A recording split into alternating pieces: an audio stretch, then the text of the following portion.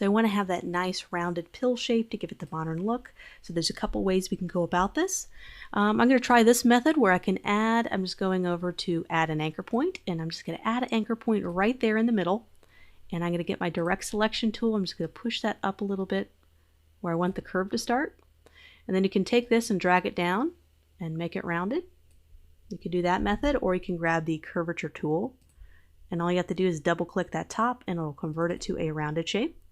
Or double click, you convert it back. So if you kind of want the arrow look, you can just keep it that way. Or if you want the soft pill look, just double click and you'll have that added. We're going to do the same thing on the other side.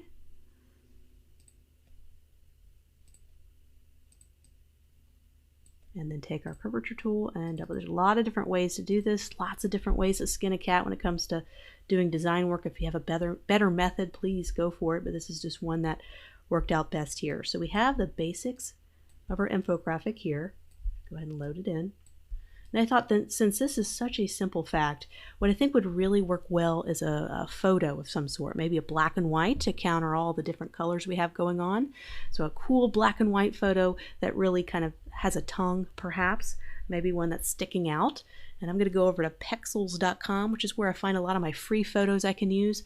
And I went ahead and downloaded this one right here. And I went into Photoshop and I punched out the background because I'm going to be putting it on a dark background. So I did some clever ways of cutting all that out, which I can go over in other lessons and other classes. But I'm going to bring that in. As you can see, I made this photo black and white. I upped the contrast a little bit to provide more of a pop out against the dark background. And I thought it'd be neat to go ahead and use this. I thought I could have her kind of coming out of the circle like she's inside the circle. So maybe having her hair coming on top, but having her cropped here on the bottom. So it almost looks like she's coming out of the circle, just kind of adding kind of some more interesting design elements to make this somewhat kind of simple, boring fact kind of really stand out and be kind of visually stunning. So let's go ahead and get her into the circle. Let's go ahead and size her up. Drag her in there. We can see kind of where we want her hair to go. We don't want her so big that she's overwhelming the 50-50 pie. We don't want her so small that her hair doesn't get a chance to kind of come out and really make it look like a 3D piece. So let's make it a little bit bigger. Perhaps her hair goes all the way out above this area, this top area. And so let's crop her. So let's grab our ellipse tool and let's just, doesn't have to be exact as long as you're kind of close. Let's go ahead and bring our ellipse tool here. We want to crop her right about there. Just find the right area to crop her. So here's the thing, we want to crop this out, but we don't want to crop her hair. We want her hair to remain on top. So I'm going to take the direct selection tool and bring this up. Just going to go click it, bring it up. We want to keep that hair. So kind of an odd thing we're doing here, but I'm going to go ahead and keep all that hair. I might need to add an anchor point. There we go. So I wanted to keep kind of crop that area, but I wanted to keep her hair on top. So here's kind of our odd shape we made to kind of almost like an egg shape. I'm going to go ahead and make that a different color so you can kind of see. So we're just going to do a clipping mask. So I'm going to select our top layer, select our photo underneath, I'm going to right click and do a very simple clipping mask. So that went ahead and clipped her. You can always take the direct selection tool with any clipping mask, and you can always go back and adjust it after you've clipped it. So now we have her popping out. We have the dynamic colors. We kind of have the 50-50. We can shift this any way we want. So we can go ahead and group these together if we wanted to. And we can spin these, though maybe they're not just half and half, that maybe they kind of have a diagonal presentation. Kind of shakes it up a little bit. Or you can keep it half and half so it's kind of more clear that it is a 50%. So that's up to you as the infographic designer, what you think communicates 50% the most. I kind of like a little bit of a diagonal twist to it, just to kind of show a more dynamic pop. It still looks like 50% to me.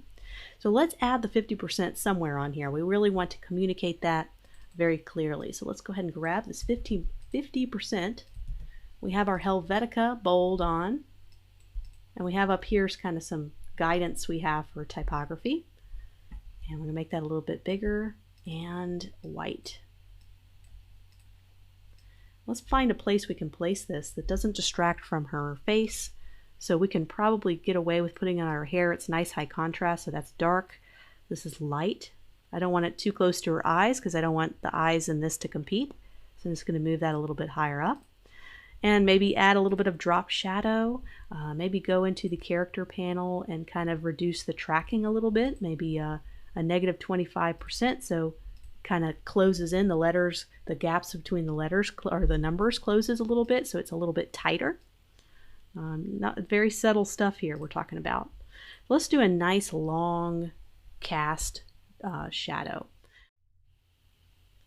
So I'm going to send my drop shadow options panel, and let's do a preview, and it's already kind of cast pretty far out, pretty high opacity. Just helps darken around it so it really stands out along her hair. But it's not obvious that it's a drop shadow. It has a lot of distance to it, and it's got a lot of blur to it. So it's not like you see this super stark drop shadow. It looks more kind of blended in over top of her. And same thing for here. We can even add a drop shadow on this top layer. We can go to Effect, apply the same drop shadow. Let's take a look at the preview. Kind of adds a drop shadow down there, which looks really lovely. Maybe reduce it a little bit, maybe 44%, so it's not so strong. Click OK. So that kind of added a nice little drop shadow effect down there. Just once again adding more of that layered kind of interactive. It's not just a flat kind of design. There's layers, there's shadows, that type of thing. Let's do the same thing with the top one. I'm not sure if it'll look as good, but let's go ahead and try it out. So that's great. We can even apply it to her, but then again it might do the drop shadow right there. So that could be a neat look. That's another kind of shadow here that you can use, or you can just have it plain. So now we need to add the text because we have 50%, but 50% what? It's nothing without the rest of the sentence. So we could go ahead and bring this in. Let me just copy and paste it just in case I want to play and experiment with it. So let's make this white. Okay, so we can have this straight across as 2 lines. Maybe center align it. And we just have it here. We can have it stacked with several lines of type. And this is going to depend on how our blocking and layout for the rest of the document goes. So we could have something simple like this. And that could be the same look throughout all the rest of the document. And that's great, but I thought, you know, this is a very dynamic piece. We got a lot of colors going on. Let's try something a little bit more graphically challenging. Let's do a type on path all the way around a circle. Let's do that. So we're going to do a circle about the same width as our little pie graph here. Okay, so now I'm just going to copy and paste this. I can put this all in the same line, or I guess I have it up here. That's nice. I can always slide that over just in case I don't like this new method. And I can go down to type on path and go ahead and click anywhere on the line and paste it. See how it looks. So what I want to do is I don't want all bold text. I don't want all bold text because I think we already have a very bold picture and a very bold 50%. So let's make this white so you can see what I have here. Let's make this a regular weight or even a lightweight, just like this. And notice how it's on the outside of the circle. I'd like to bring it on the inside of the circle so I can put it on the bottom of the text and it's not going to read backwards. So I can rotate this and then now it reads backwards or upside down. We don't want to have that.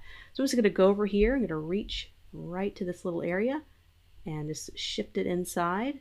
That could be a little tricky sometimes, but I switch it to the inside. And let's place it on right there. We might need to make some adjustments. And with the size, this is an 8.5 by 11 inch document. So you might use the metric system, you might have different sizes, but for this case, usually 9 points works really well with readability. You don't really want to have text below 8. So why don't we do one up from that and do 9 points? And that should give us a lot more room to work with our type. That really reduced the size quite a bit. Now I want to make sure we have it halfway. You know, we might be able to get away with it being just a little bit bigger. That's never going to hurt with readability. Okay, so we just want to do a little optical adjustment, make sure it's halfway. I might need to just adjust it a little bit, but it's about even on both sides. And we can highlight a particular item, so we want to highlight 50%, or we want to highlight taste buds. I think the most important word here is taste buds. That's what we're talking about. That's what the fact's about. I think we can even make that type a little bigger to really emphasize it, and also change the weight to make it bolder. And going a step further, we can even make this a green or a purple to really kind of bring it out. So I'm going to double click this and see if I can't find a matching green. And so notice the taste buds really come out, 50% taste buds. I know that this infographic immediately is talking about taste buds and something about 50%. So I'm already starting to put it together without reading it. That's exactly the power of infographics, is understanding what it is before actually reading the whole thing. So let's make this a little bit bigger and just do some little minor tweaks and adjustments to see if we can't make it a little better. But I think just in about 15 minutes we're able to put together this one. We got several more to go, but I'm going to try different methods and different techniques all throughout this to kind of show you different ways you can present infographics.